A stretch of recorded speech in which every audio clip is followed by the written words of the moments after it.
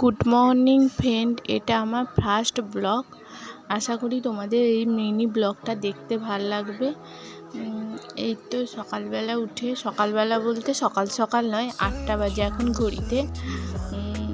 উঠে ব্রাশ করছি। ব্রাশ করতে করতে হঠাৎ দেখতে পেলাম দাদু সেখানে কি গাছ লাগাচ্ছে।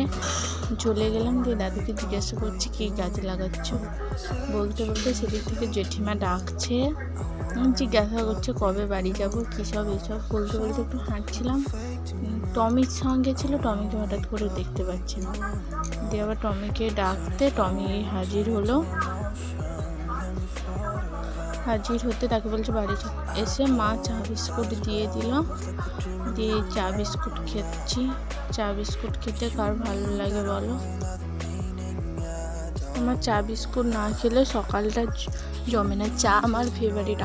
আমার মতো তোমাদেরও কি চা খুব ফেভারিট? তার মধ্যে যদি দুধ চা থাকে একটু দুধের সর দিয়ে, তাহলে তো জমেই যায়।